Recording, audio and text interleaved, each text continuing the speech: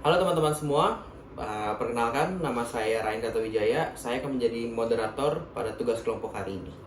Oke, boleh diperkenalkan? Siapa namanya? Halo, nama saya Delia Pramesti, saya dari Pengelolaan Perhotelan semester 9. Saya akan menjadi narasumber. Halo semuanya, saya David Arfian Syaputra dari Program Studi Pengelolaan Perhotelan. Saya akan menjadi narasumber pada hari ini. Oke, jadi saya akan menceritakan ulang atau ringkasan cerita Scandler List. Sesuai dengan misi awal, Scandler menjalankan bisnisnya dengan sangat baik di Polandia. Ia mendapatkan banyak kekayaan dan mulai terkenal di kalangan para pejabat Nazi. Jadi, Scandler tidak pernah peduli dengan persoalan perang. Bahkan dirinya tidak pernah melihat pekerja Yahudi dalam pabriknya sebagai manusia. Jadi mereka dipaksa bekerja keras dengan upah yang sangat sedikit. Namun sampai akhirnya kebiadaban perang terjadi di depan mata kepalanya sendiri. Lalu Scandler pun menyaksikan sadisnya pembantaian yang dilakukan oleh para tentara Nazi terhadap para Yahudi.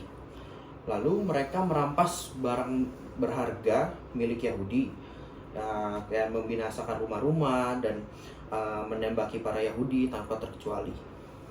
Lalu tanpa banyak berpikir, Scandler pun akhirnya merelakan segala hal yang ia miliki untuk menyelamatkan para Yahudi itu. Lalu Scandler pun meminta Stern untuk membantu dirinya menjalankan misi penyelamatan. Lalu Stern pun ditugaskan untuk membuat daftar nama para Yahudi. Scandler membeli para Yahudi yang masuk ke dalam daftar nama tersebut dari tangan Nazi dan membawa mereka ke negara asalnya agar terhindar dari siksa tentara Nazi. Oke, jadi pada pertanyaannya yang pertama, apakah problem etis yang dihadapi oleh Oscar Scandler? Menurut saya, problem etis yang dihadapi oleh Scandler itu adalah cara dia mentreat para Yahudi saat dia mempekerjakan. Dia tidak memberi upah yang cukup. Dia kesannya seperti melakukan para Yahudi seperti binatang. Dia hanya ingin tenaga dari para orang-orang Yahudi, tapi hanya untuk keuntungan pribadinya. Menurut saya itu. Oke, gimana? Kalau saya sendiri, saya setuju dengan Devito.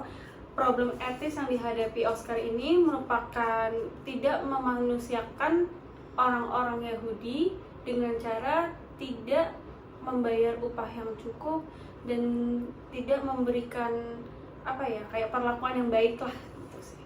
Oke, kita lanjut ke pertanyaan selanjutnya ya. Jadi bagaimana Scandler memecahkan masalah itu?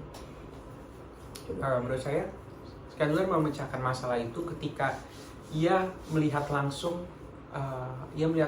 saat tentara Nazi membantai para Yahudi. Ketika tentara Yahudi membantai para kaum Yahudi, ia mulai membuka matanya betapa tidak adilnya para orang Yahudi ditreat dengan masyarakat. Dia melihat saat para Yahudi dibantai, dan dia juga lihat betapa tidak adilnya saat dia mempekerjakan orang-orang Yahudi. Jadi oleh sebab itu ia mulai membuka matanya dan dia mulai sadar betapa tidak adilnya orang-orang kepada orang Yahudi. Oke, gimana? Kalau menurut saya sendiri, solusi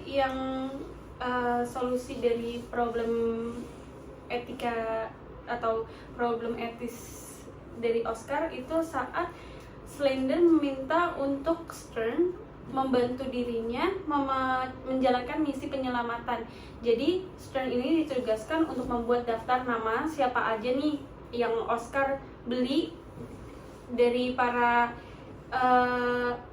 nama-nama Yahudi, dibeli dari tentara Nazi untuk dibebas atau diselamatkan dan dibawa ke negaranya kembali sih, seperti itu. Oke. Kita ke pertanyaan terakhir ya. Selanjutnya, apakah solusi yang dilakukan Scandler dapat dibenarkan secara etis dan moral? Menurut saya, solusi yang diberikan oleh Scandler itu sangat etis. Karena pada akhirnya saat dia sadar, dia mulai membantu kaum Yahudi, orang-orang Yahudi untuk pergi dari negara itu dan membawa mereka ke negara asalnya. Dia menurut saya sangat etis karena pada akhirnya dia membantu orang-orang Yahudi. Oke. Ada tanggapan lain? Kalau menurut saya ini benar-benar sangat etis gitu ya, karena menurut saya pada saat Oscar membeli nama-nama orang-orang Yahudi itu ke tentara Nazi, dia itu seperti sudah memiliki, sudah ada di tahap kayak seperti post konvensional gitu. Jadi dia itu tidak memikirkan law ataupun aturan yang ada di negara itu. Mungkin kan kalau di negara itu law-nya atau aturannya itu harus membunuh orang-orang Yahudi ya, kalau tidak salah ya, membunuh setiap orang-orang Yahudi, rumahnya dibakar dan sebagainya. Namun dia memikirkan dengan hati nurani dan juga perasaan dia berpikir secara perasaan, karena menurut Oscar orang-orang Yahudi itu tidak memiliki salah yang gimana-gimana, tapi itu ditreatnya atau diperlakukannya benar-benar tidak adil seperti itu. Jadi lebih ke perasaan dari si Oscar ini. Dan juga menurut saya apapun dampak dari Oscar, perlakuan Oscar itu tuh sangat berdampak sekali untuk bagi para orang-orang Yahudi, karena ini kan itu salah satu alasan film ini dibuat ya. Jadi tuh alasan film Slender List ini dibuat, jadi tuh ada orang yang menceritakan, dia orang Yahudi dan menceritakan ke orang lain tentang pengalamannya diselamatkan oleh si Oscar Slender List ini. Akhirnya ada penulis ataupun direktur lah yang akhirnya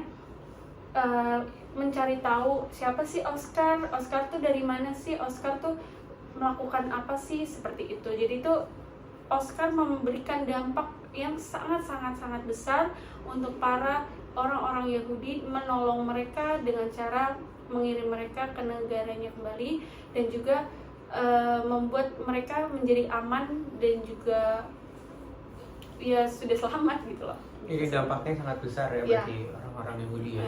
Jadi menurut saya solusi yang dia ambil saat itu benar-benar bijak dan juga solusi yang paling baik sih. Ya, walaupun awalnya dia nge-treat orang Yahudi tidak benar, tapi pada akhirnya dia yang membantu, dan dampaknya dikenang sampai sekarang. Sampai pada awalnya cerita Oscar dibikin menjadi novel dan akhirnya dibuatkan menjadi film.